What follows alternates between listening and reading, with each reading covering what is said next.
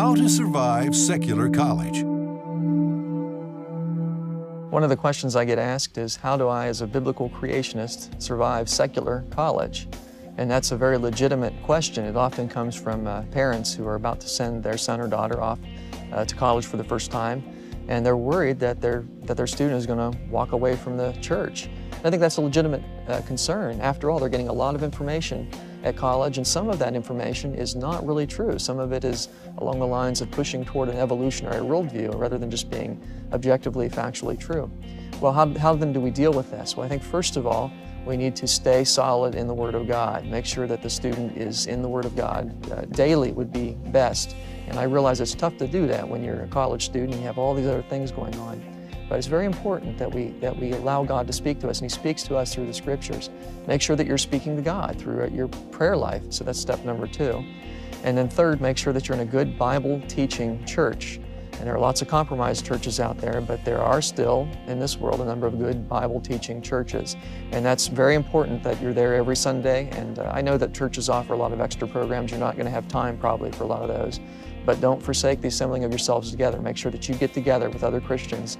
And also, Sunday church service will remind you if you've gotten a little bit off in terms of Bible study or prayer. That'll help get you back on track. Fourth, try to find some other students who are like-minded, who believe the Bible and are biblically solid, biblical creationists, and that's going to encourage you emotionally, spiritually, and rationally too. It's going to give you iron sharpening iron type skills where you can talk about these sorts of issues. Also, make sure you get Answers in Genesis resources. That's going to keep you up to date on the latest issues regarding creation versus evolution and what you're being taught in class. Learn how to think. You can't memorize all the scientific data, but you can learn how to think and how to process it accurately. And finally, I'd like to offer one more point that I know will sound a little bit controversial, but I think it's true.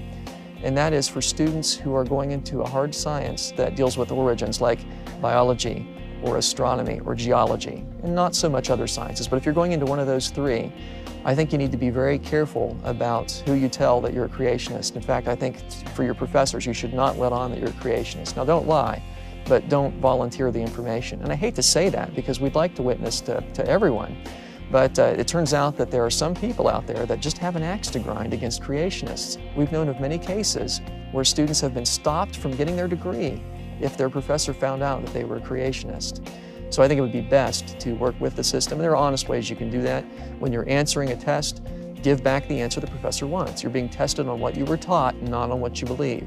And likewise, when you're writing a paper, you can do it in honest ways. You can say it is generally believed that the world is 4.5 billion years old. Now, you haven't been dishonest there. That's a true statement, and it doesn't reveal what you believe. So just think through how you would answer some things. And then when you get your degree, then you can stand up and say, well, I'm a creationist, and you can use that degree for the glory of God.